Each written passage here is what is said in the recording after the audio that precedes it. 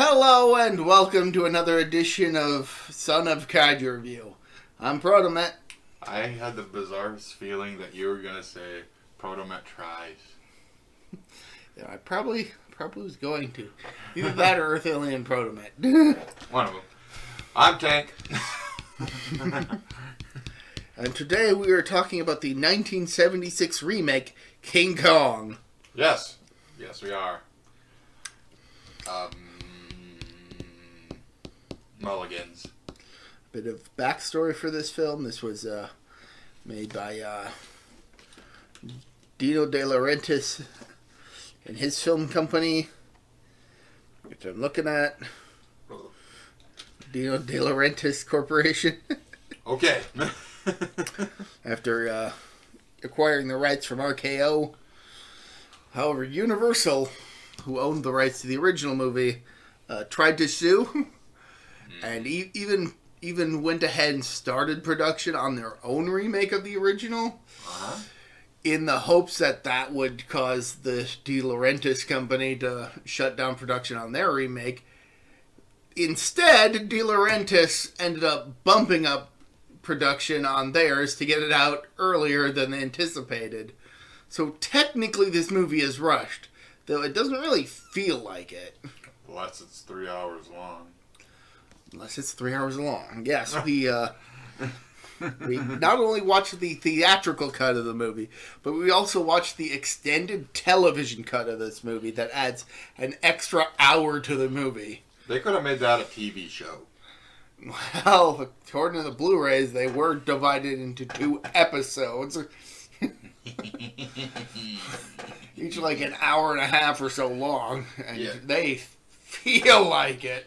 Yeah, when we went to watch the 3-hour one, Lucas literally told me to bring my Switch along and play a game while the movie is playing. Because there was no way we were going to be able to pay attention to the entirety of that 3-hour film. And honestly, it was a smart idea because I would have just been on like Twitter and Instagram and anything on my phone, and the battery life on the phone can only last so long. On the plus side, I got further in Stardew Valley. Mm-hmm. But this movie stars Jeff Bridges, Charles Grodin, Angela Lang, and let's see, there was another actor whose name I have a hard time pronouncing his name. Rene Auberjonois. I'm not even gonna try. I recognize him from other stuff, including like Star Trek and some voice acting roles. So I immediately recognized him. But I guess we start with the movie, which in the extended cut starts with a scene in a bar in which the bartender roofies a drink for some reason. I think Jeff Bridges is there for some reason. Roofie coladas.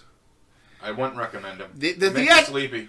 The original theatrical version just starts with a bunch of crewmen on a ship. Yeah, everybody getting ready for a sea voyage. Yep. This movie does not have the premise of a director going to a mysterious island to film the wildlife upon it for a film. This one instead has an employee of an oil company going to the island in the hopes that they could get a fresh source of crude oil for the company. For gasoline. Yes. Yes, so less I just want to make a movie that's exciting. Yes. Show people something they've never seen too. I want to bleed this planet dry. Yes, pretty much. Yeah. Corporate greed at its finest. Oh, yes.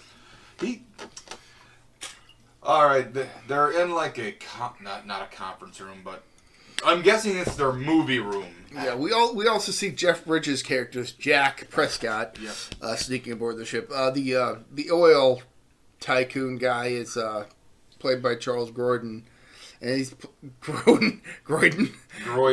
Charles Grodin, and he's playing Grodin. That's his name now. Fred S. Wilson. But after everybody's aboard the ship and heading on the way, Fred decides to inform the crew of just what their expedition is going on with the help of Renee, that guy. Yeah. And Jack kind of interrupts him and tells him about animal gases or... Yeah, he thinks that the CO2 emissions that the island is putting out, that the hidden island is putting out, might not be oil related. It might just be a giant ape, or like a cluster of apes.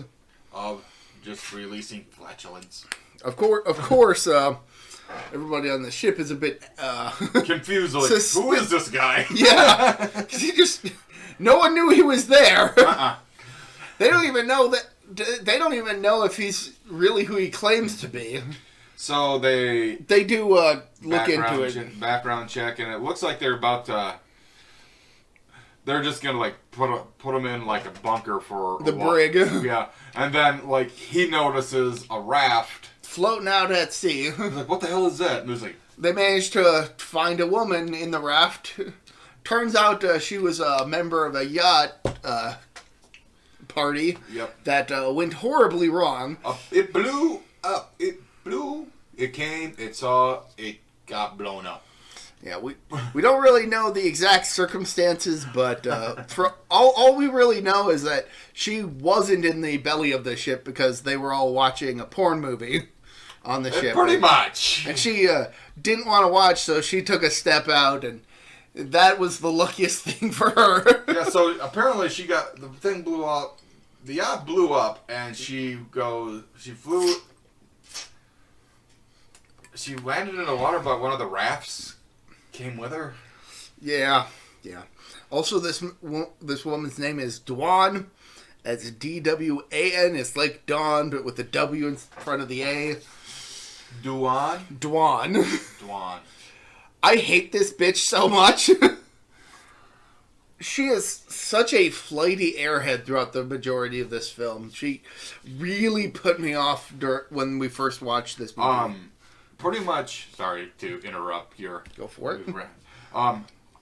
Yesterday when we were rewatching the, regular version, not the 3-hour thing, I was talking with Lucas about all the different Fairways characters for these movies, and she is the worst out of all of them. Yeah, she's not she's the only one who's not originally part of the team, because they literally find her halfway to the island. Yeah. I mean, yes, it was because of an yacht accident. Yeah. But why didn't we get to see the yacht accident? Yeah, there was no blowing up of a yacht. She just literally kind of floats into the movie unannounced. Excuse me. They needed the random blonde that Kong gets attracted to. I get that. Yeah, but I will admit that somehow otherwise fitting her into the plot of going to the island for oil also would have been awkward. So. Yeah, there is no reason for that part. She could have stayed on the boat her being the survivor of a yacht blowing up at least makes sense when you consider that they needed to bring her into the movie somehow, and exactly. They couldn't figure out any better way to do so. Still doesn't mean I like her. No. I can tolerate her, but the thing is, doesn't mean I like her. But the thing is, you just despise this character. Oh, she was such an airhead. I think she gets better over the course of the movie, but... Yeah, but when you first meet her, she's just like she's trying to do freaking horoscope stuff.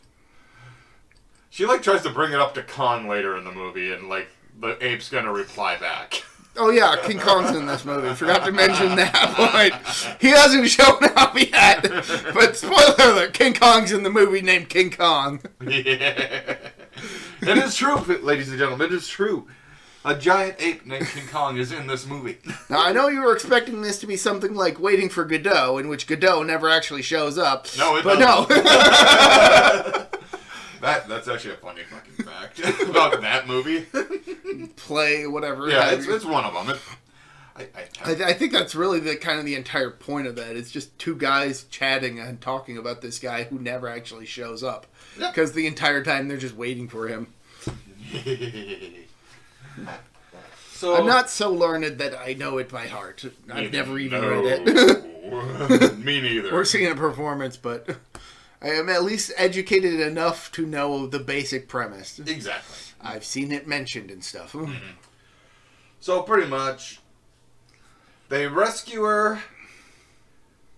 There's like a guy who's says he's like a doctor, and he tries to take her like top off. It's like he's not a doctor. He's not a doctor at all. Like once they verify Jack's information, they basically have him act as doctor since he's been to medical school. Yeah, at least somewhat. He's like, "Do you got a crystal ball about me or what?" He's like putting his shirt back on. He's just in a his bunk, pretty much what they gave him. The brig. Yep. Yeah, it's just a dark room. It's just like he was trying to take a nap. But basically, once they verify his information, Fred is like, "Yeah, no, you can stay on. You're now the Journey's official cartographer." He goes, it's the funny part. He's like, you ever? They say you're a photographer too. Yeah, I've took a couple snaps of took some snaps of some monkeys. Good, you're our official cartographer for this trip. Half of it is him taking pictures of Dawn. And honestly, she's an attractive girl besides the airhead. And of course, all the guys just love her. Well, yeah, she's a lone woman on a ship full of men. Obviously. Oh, of course. But she clearly takes more of a liking to Jack. Well, exactly. She's pretty much, she finds out she's the one, after he giving her, like, smelling salt that I consider it was cocaine, how ditzy she fucking is. Yeah, but that's probably just because she's here. I don't know. Yeah. Eventually, they reach the fog bank, which apparently remained unchanged for the decades between when the picture they showed earlier in the movie was, and then a picture that was taken decades later, and then now. Mm-hmm. So they pierce it and find Skull Island. Yep, pretty much. Which I think is the first time that it's ever referred to as Skull Island on film. Because it isn't referred to as such in the original movie. No, it's just an island. And I'm pretty sure it's referred to as like Kong Island in Son of Kong. Mm-hmm. So in this one, it's referred to as the Island of the Skull. Yep, because it's the shape of a skull. Yes. Okay. I'm guessing. I suppose. I don't know what I'm talking about. But anyway, while exploring the island, they come across a giant wall. This massive wall. And they say it was... what's his... That's... Fred is convinced that it's an ancient ruin and that that's been around for thousands of years. And Jack's like... Yeah, no, because it looks like it's only been recently repaired, like within the past half a year. Yep. And Fred's like, let me get two facts straight, okay? This is an ancient ruin, and two, this is an uninhabited island. And then they start hearing drums. And that's an abandoned pool, and that's an abandoned beer hall with a polka band or something. With an automatic polka band. Something like that. Like, yeah, well, that... They go to investigate and find that the natives are performing a bizarre marriage ritual. Yep. Involving a man wearing an ape mask. Mm-hmm. So they're, like, dancing. They're bringing this woman out, and they're lots of dancing, and the dude's just... like, the dude in the face mask is just... a lot of thrusting motions. Yeah. Yep. So then, Duan asks Jack, so it's a wedding. He's like, yeah, but where's the groom? I believe he's up behind these walls. And the dude in the ape mask is just acting as a stand-in. Yep. And Duan's like, oh, they're not supposed to they're not supposed to meet each other before the wedding. Well, she's not wrong if you want to be, like, Yeah, ritually. But she compares it to the regular wedding and saying that the bride and groom seeing each other before the wedding is bad luck. Mm-hmm. And Jack's like, yeah, terrible luck for the Islanders. Yep. In this situation. Exactly. And then all of a sudden... And then the natives notice them. Exactly. He's like, shit. And while Jack has no real idea of what they're saying, he can at least infer by their inflections that they are not welcome. They are not. And the guy in the mask, that's pretty much, I'm guessing it's, like they said, he's the priest of somewhere. And they see Duan, and he wants... The dude in the mask tries to trade 5 of their women for Duan. It's like, no! All of a sudden, like, they get more hostile and they come forward more, and then they fire their guns up in the air, and then they all just scatter, you know. And the tanker crew flee. Yep, exactly. As you would in a situation like that. Fortunately, the natives are not going to give up that easily, and later that night sneak aboard and kidnap Duan, which Jack notices once he spots one of their necklaces that was left behind. Yep. So then they have to go to the island to save Duan, who is now a part of this ritual where she's taken into the area beyond the wall, and is introduced to King Kong.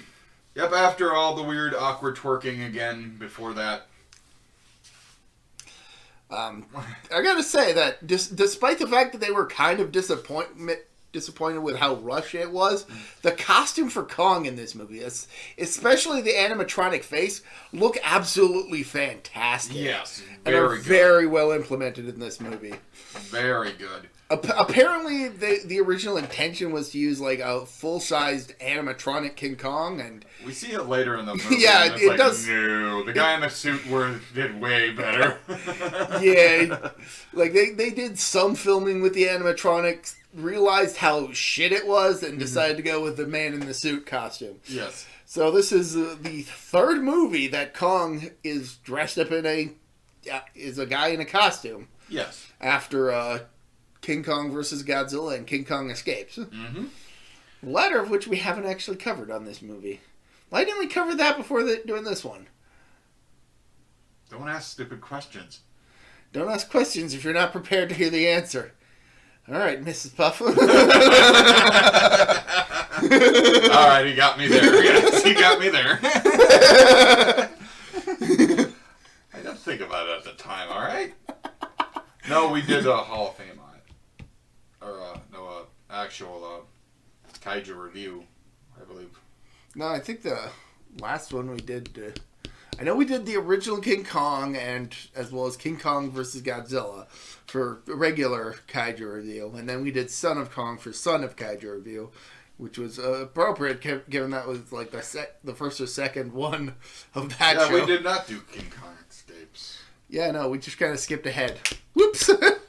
Wouldn't be the first time. We'll get to it eventually. Keep your pants on. I said keep those pants on! Oh, God! It's so ugly. But anyway, good Kong costume. They did guys behind the scenes didn't like it. Mm-hmm. They felt it could have been better, but my opinion, it looks great. It's not as good as some CGI things that we get kind of later. But, yeah, but that's CGI. Yeah, but I mean, handled well enough. CGI is really damn good. Exactly, but CGI can be crap. Yeah. We've seen CGI that is crap. Yeah. We're glutton for punishment. I was actually watching some Mystic Knights of Tir na Nog, a Saban series that they did to try and cash in on Power Rangers, but without having to rely on Toei. Yeah. And a lot of the monsters in that series are bad CGI. Entertaining show, but the CGI effects for that show are incredibly dated. Hey, it happens. They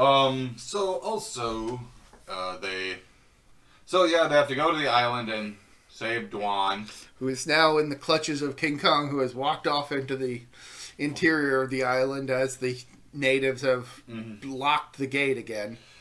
So pretty much they have to enter the the forbidden zone. Yeah, pretty much. And what's his face falls into.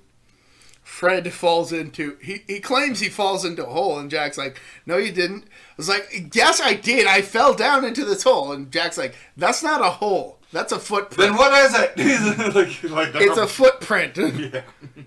Oh! Oh. But anyway, Jack and a team of like 6 or 7 other guys go into the island in search of Duan, while Fred and the rest of his crew decide to take some seismic charges and investigate the crude oil on the island to see if it's viable for use. Jack, like they radio, they radio to the other team to tell them like, have we found anything yet? And he's like, no, but I think we're gonna set up our base camp here, like for the night, And Jack wants them to like continue on, but he understands, it's. Well, Jack and Fred kind of get into a brief argument because Fred lets Jack's team know that Kong has been moving kind of randomly. Yeah. And Jack thinks that Duan escaped, and that's why he's been moving so erratically, trying to search for her. And they're at a location where they can set some seismic charges on the island. And Fred wants them to stay there and get those charges planted. Like, well, Jack wants to get moving because Kong's headed their way. Yeah. But he ultimately has to relent to Fred. Yeah. But no. There's a very funny scene where one of the guys is like slowly digging a hole for the charges. He's like, the ape's probably coming this way. Oh, just speeds up. It's like, oh shit. At some point, Renee Auberjonois' character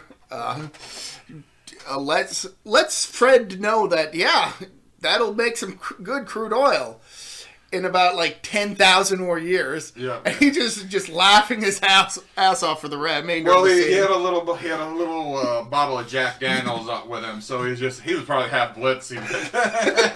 But he knows that this entire trip has been for naught. Yep. Because they were looking for a new source of oil, and they found one that'll be perfectly viable long after they're dead. Exactly. So the whole thing's technically a wash. But it's at this point that Fred, because Renee's character mentions how Fred claimed that this was the big one. Yeah, Fred's. You shouldn't have called New York and told them that you got the big one, when it's gonna take about 10,000 years for it to fucking. But once he's reminded of having claimed the big one, Fred's like, Kong. We can Kong, yeah. So they set up a whole trap for him. Yep. But Kong and Dua are in like the fort. I believe that they finally actually get to Kong's den. At some point, Kong fights a giant boa. I don't remember when. Yeah. I stopped paying attention, but it's on the. Yeah, it's on the back of the case. It's on the front of the case for the Blu-ray. So pretty much like. Simple enough, he puts Duan down, and like she tries to run, but blocks her with his hand, just like this. Then he picks her up again, and then she just starts yelling at him, calling him like a pig ape, and then she punches him in the nose. Okay. And I'm pretty sure at one point he's like just kind of poking at her with his finger and accidentally pops her top. Yeah, she does. Like, he's like doing that, and then like, oop, titty. Honestly, it's like they're there, and it's like that scene in Airplane, where all of a sudden, if you blink, they're gone. Yeah, basically. She's very quick to cover up. Yeah. I'm not even sure if there was any actual nudity or not in that. It's a small little, like, it's barely noticeable. Yeah, she quickly pulls it back up. Yeah. Pretty sure there was like another movie that parodied that, and you actually got to see it, but I don't recall. Probably Congo. I think it was something like from maybe the 90s or something. Oh. Something with Carmen Electra, I'm pretty sure. Oh. Yeah, probably. I think Monster Island or something. Who knows? Yeah. So Duan falls into some mud, and then Kong picks her up and gives her a shower in the waterfall. Then he blows her. Not in that way, you sick fucks. Blows her dry. The animatronic face does a decent job of conveying him puffing up his cheeks and then blowing. So I gotta give him credit. Yep. I mean, it still looks really fake when you look at it now, but for the time, it was great. It was pretty passable for the. It was impressive for the time. Mm-hmm. I still think it looks pretty good. Oh yeah, all the suit was just a gorilla suit. I mean, if you ignore the fact that it was just a guy in a suit, then it looks okay. Way better than. Suspend your disbelief is basically exactly. It's a fun little movie. Just watch it. 2-hour movie. 2.25 hours movie. Why did? So TV that wasn't long enough? Yeah, no. Apparently, the extended TV cut even duplicated some footage to extend it, in addition to new scenes. Yeah. I don't have like an entire breakdown of what was all added to the movie, what was all extended.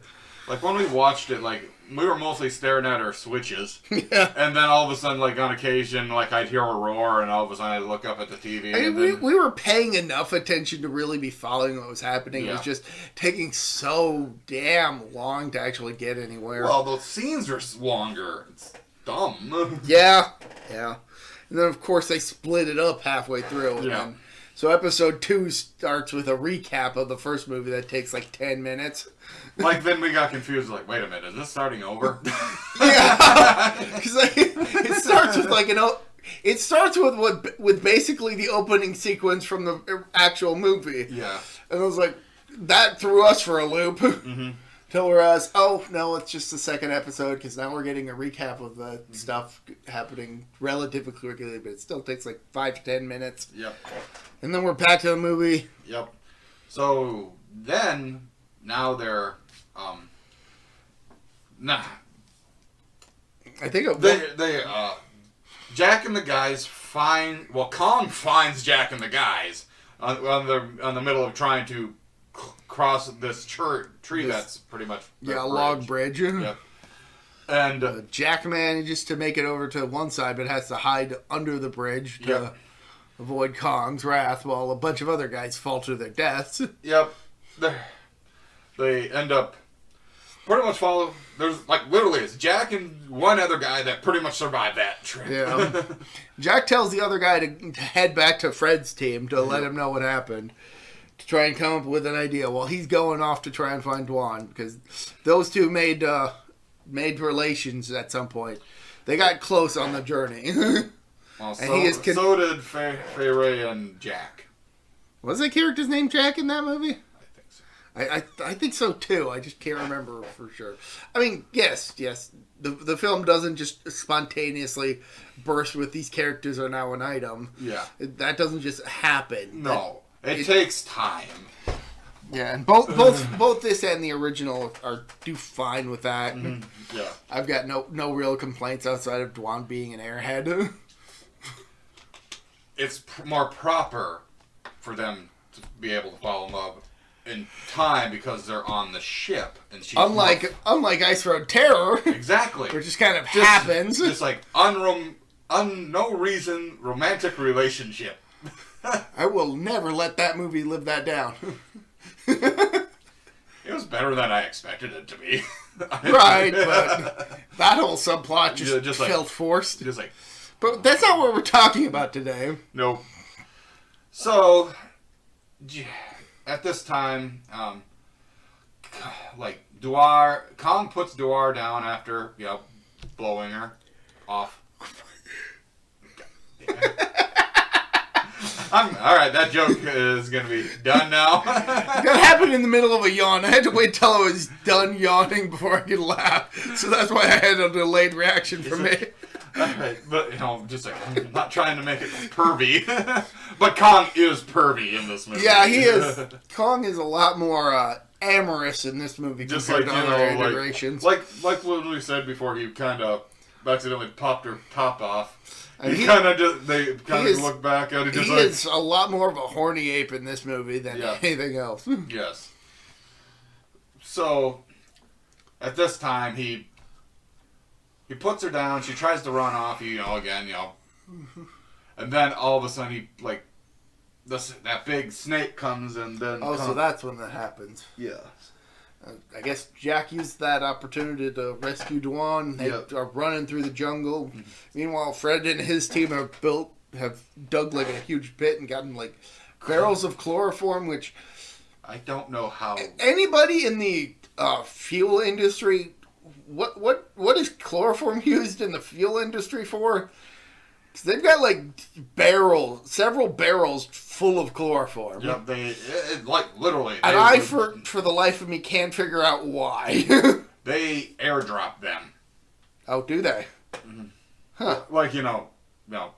Into the water, so then they pick them up in a boat and just... Oh, well, so they were on the ship then, originally. Yes. Okay, that still leaves me confused then. Whatever. I don't know, it's just... I don't know. I legitimately tried to look up what chloroform is used for outside of the criminal use, and I just could not find anything that my brain could connect to the fuel industry. So, whatever. Let's move on. I don't think it does. They just needed something to knock out Kong. Anyway, Jack and Dwan manage to make it to the other side of the wall. Kong busts his way through and pretty much face plants into a big pit full of chloroform and gets knocked out. Yep. They lock him up in the ship's hold, which was originally going to have oil in it, but no such luck this time. So then, Kong gets a bit rowdy on the journey back. Dwar has to go and talk to him. Calm him down. Yep. Originally, when he starts kind of beating up the walls and actually causing damage to the ship from the inside, the captain orders the hold be flooded to drown the ape. Yeah. So Dwar ends up falling into the cage. Kong catches her. For a while they have have her calm him down, and then she goes back up on top. And they continued all the way to their destination somewhere. New York. They go to New York. Yeah. Well, it's New York. The Twin Towers are there. So. Yeah. In case you hadn't noticed, based on the poster, the Twin Towers are in this movie. Unlike Godzilla versus Gigan. I mean, not Gigan. Megalon, where they're on top of the World Trade Centers, and just like they might be as big, but.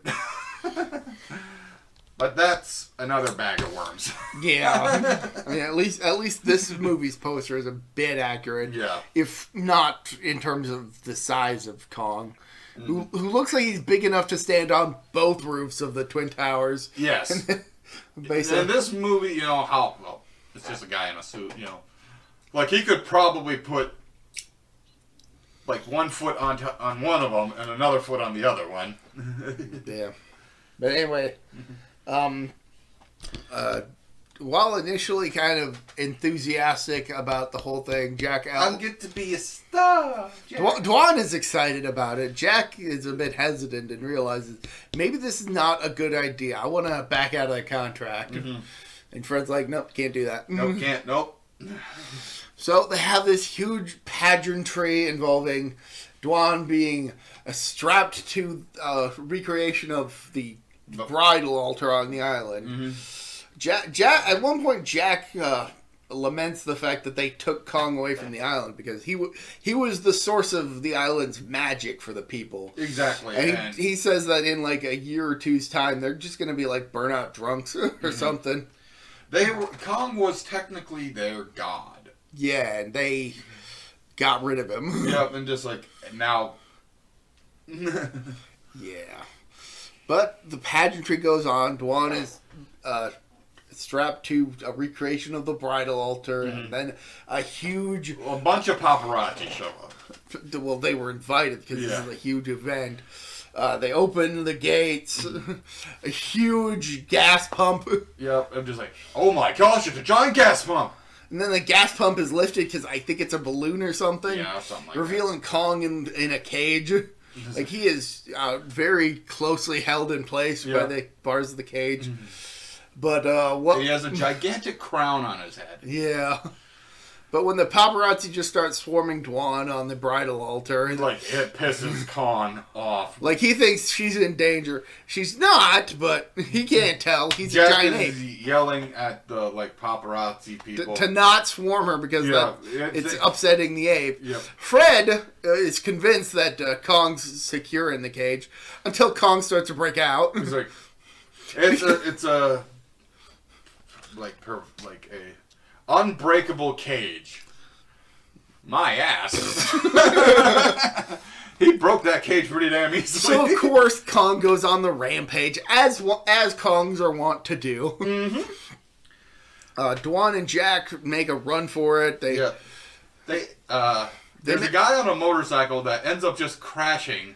Instead, he doesn't crash. He just he does a drift stop, just leaves his bike and just runs. It just makes me kind of think, you're on a motorcycle, like, we can make you go faster, turn around on that. But the two human protagonists need to have a quick way to escape. So they take the downed bike and start running it till they get to the bridge. Mm-hmm.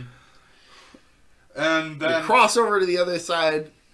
Dwan, once they get near a bar, Dwan's like, Jack, buy me a drink. It's just like, there's a giant ape. This is where I start to agree with you. How she's a goddamn airhead. There is a huge ape causing destruction in New York City. And Dwan's like, look, we got past the bridge. There's a body of water between us and Kong. And you said in your book that apes don't swim. So just buy me a goddamn drink. Jack's like, okay, we'll get a drink. But there was nobody in the bar. I made that joke where, the guy from, Return of Godzilla? Yeah, if he was just, stealing shit at that time, just bitching out Godzilla, and those two come in, this ain't part of the movie, guys. It would make it 10 times greater if it was. But, just... If only we weren't separated by 8 years, but... Exactly. But it's just hilarious. It'd be just hilarious, because they'd come in, hi, Jack pulls out somebody's credit card and puts it down and says, you know what, someone's paying for it, so they make a drink. And then Kong's... Well, before that, Jack has a realization, because before he actually enters the bar, he's looking up at the city skyline at the Twin Towers, and feeling like he's seen that before. Mm-hmm. And it's while he's in the bar that he comes to the realization that the Twin Towers remind him of a rock formation on Skull Island. Mm-hmm. And so once he realizes that, he goes to make a phone call to the authorities to tell them, hey, I know where Kong's headed. If you agree to not hurt him, I'll tell you where he's going. Mm-hmm. And the city agrees to... By the way, they had their fingers crossed. Yeah, obviously. But while Jack's on the phone, Kong shows up and decides to kidnap Dwan, who doesn't do a whole lot to try and alert Jack to the fact that she's being kidnapped. She could have screamed. She could have said something. She could have shouted Jack. But no, she just kind of stares up at Kong and lets him grab her. Okay, she is a ditzy airheaded. There's a giant hand coming towards you. Like, the only reason Jack goes to investigate is because he hears Kong destroying the door on the way out. Exactly. Thanks for being so helpful, Dwan. Aces. A bunch of military people are trying to, find Kong. Well, we gotta hide. Like, the rest of them all hide. There's just one just kind of out and about. Towards the end, I kind of stopped paying attention / caring. Yep. Granted, I kind of checked out for a good chunk of this movie. This is... It's just okay. We'll get into it once we're done.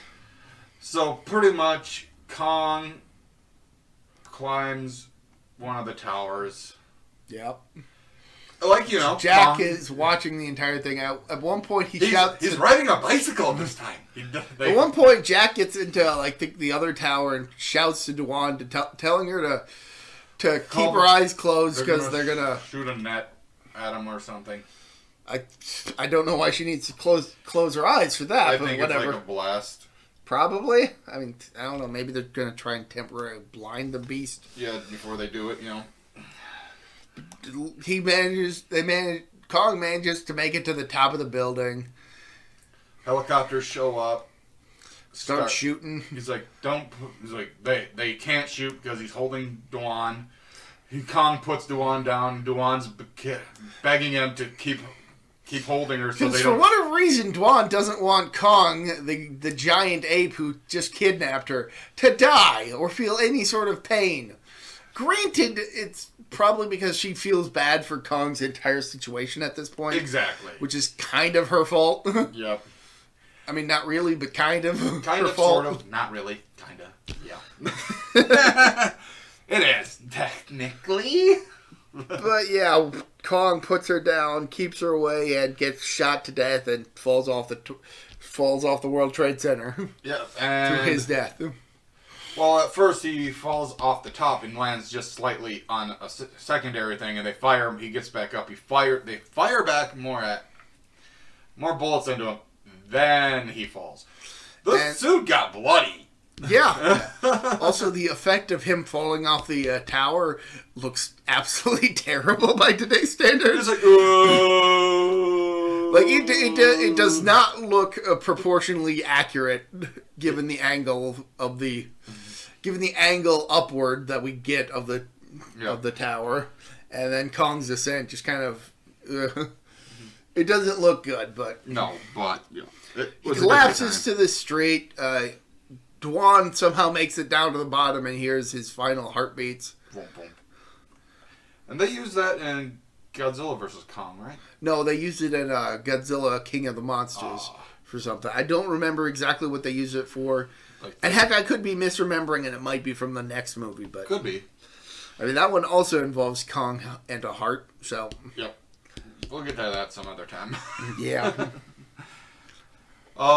So the... Jack and Dwar hold each other as a bunch of camera people taking a picture of a possibly dead giant ape. No, Jack's not. I mean, he's there, but he's there, but the paparazzi end up swarming Dwan, and he's not able to make it to her. Yep. Mostly because at some point he just kind of gives up, and she's kind of overwhelmed with the whole situation, and then the movie ends. Yep. It's not a terrible movie. It's not a good movie. It has its strong points. I do kind of like both the suit and the change in the reason for why they're even there on the island in the first place. I thought that was a creative touch. But otherwise, this is a kind of subpar, kind of boring remake of the original movie. Yeah. I would definitely rewatch the original movie over this. Yes. The opening prologue bit and all. Yep. Well, you got to, technically, if you wanted to watch the original movie. You could fast forward through that if you felt like it. If you wanted, but why would you? But this movie is... It does have its strong points, but ultimately it's an inferior product. Exactly. A couple years later, Peter Jackson did a scene-by-scene I wasn't even a remake. couple years later. That was like a couple decades later. Yeah. Yeah. There's a huge difference. Yep. A couple decades later. There, you happy? But less than a decade later, they did make a sequel to this movie, Yes. King Kong Lives, which we'll cover another time. Mm-hmm. And it has the dude. That's all it's got. Jeff Bridges does a great job in this movie as his character. And it, admittedly, looking back on the movie, you'd probably be surprised to realize that it is the dude. Yep. Because he has aged quite a bit. Oh yeah, definitely. And that's not necessarily a bad thing. It's just more like it's like wow, he's barely recognizable. Yeah, nowadays by comparison. Yeah, if you see like one of his earlier films compared to like how he looked in Iron Man, like right? Yeah, it's right. It's like night and day, exactly. practically. He's still a great looking guy. Yes. Got it. Oh yeah, he's aged well. Very well. It's like, okay, now you see like an actor like how young Danny Trejo looked, and now how he looks now. Like I still won't fight the man. We have the recently deceased Charles Grodin as basically this film's antagonist, and he is basically just the epitome of corporate greed. Yeah. For this movie. Mm-hmm. Like at least in the case of Carl Denham, he was really only going to the island to film. He wanted to make a movie. I mean, yes, it was an attempt to make money, but he wasn't planning on completely upending the lives of everybody involved. Like in maybe some of the people involved, not everybody. like he's getting in Son of Kong, he is getting sued out of his ass by everybody. And that's on top of already feeling bad for what he did to Kong. Yeah. Carl Denham gets a redemption arc, and that's fantastic. Exactly. Fred Wilson gets stepped on. He did. He did get stepped on. Fred Wilson was a greedy corporate type from start to finish. Oh yeah. He wanted money. I guess the point of this movie was how corporate greed is destroying nature, because it's epitomized by corporate greed in the form of a gas company. Yes. And how that's literally destroying the planet. And clearly nobody learned their lesson from this movie because gas prices are fucking high now. yeah, but that's not really our fault. No. There are a whole lot of political reasons behind that. It's not just they're trying to gouge you for money. Stop trying to act like that. No. But yeah, no, this movie kind of has an anti-corporation / pro-environmental message. Yeah. Kind of all rolled into one, and I don't think it works as well as it could have. Mm-hmm. Certainly interesting, and it certainly helps me to separate this movie from the original and the Peter Jackson remake, which is great on its own. Oh, yes. That's going to be a long movie. It's a good movie. I'm trying to remember if there's an extended cut of that movie. Oh, it better not be. It's 3 hours as it is. But, I mean, those Lord of the Ring movies had extended cuts. I've never seen the Lord of the Rings movie. Bits and pieces. I've seen The Hobbit. Shit, before even seeing the Peter Jackson King Kong movie, the only Peter Jackson movie I had seen of his was Dead Alive. Stark contrast to King Kong. My God. Not gonna spoil anything for you, but way different movie. We should do that on a Proto Balls. Probably, or what in mine. Yeah. I don't own it though. I don't think it's that hard to come across. No, I'd have to look. But yeah, make you fucking feel queasy. But that's That's a different podcast, and this is a more kaiju-related podcast. So what are your thoughts on the movie? It's got its good ends, and it's got its bad. It's not... The original blows it out of the fucking water. There's no doubt on that. But I agree with you, what you said. It's different, like, you know, with it being a gas company over, like, a filmmaker trying to make things. And Dwan is... No. I think it would be better if they didn't make her so damn stupid. Yeah. While I will admit that this is an inferior remake, I would still recommend checking it out. Oh, yes. It's not so awful that you should avoid it like the plague. No. But... It deserves a watch. Oh, know? Yeah. At least See, once. It's like we're not full blown tearing it a new asshole. It has its good points. You guys, if you ever go and see it, you might have a different opinion. This is just our opinion that it's not the greatest film ever made. Right.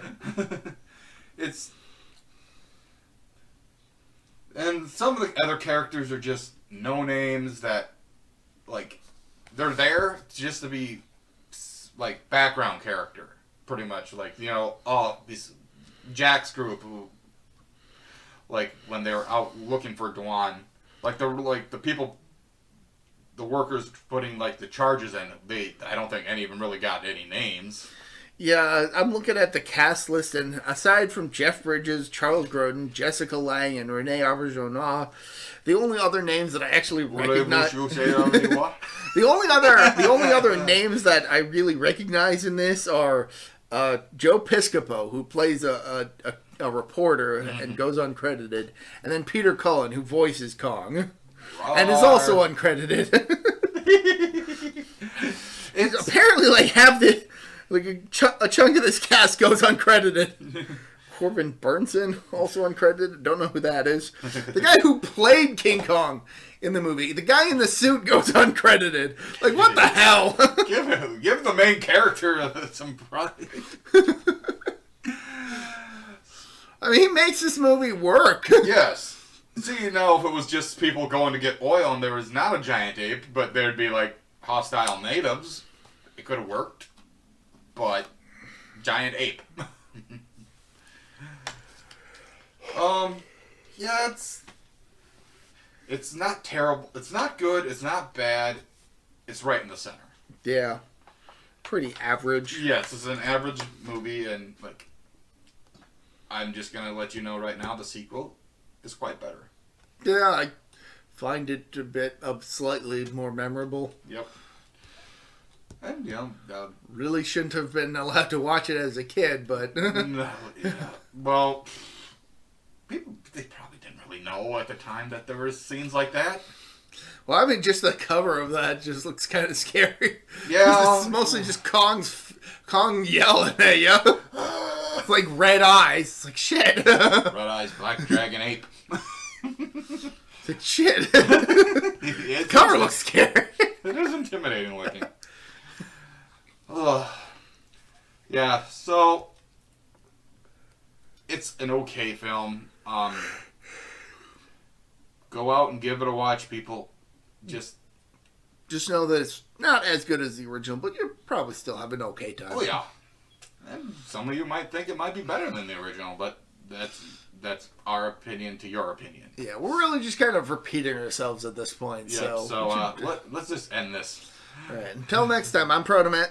I'm Tanks. See ya. Bye.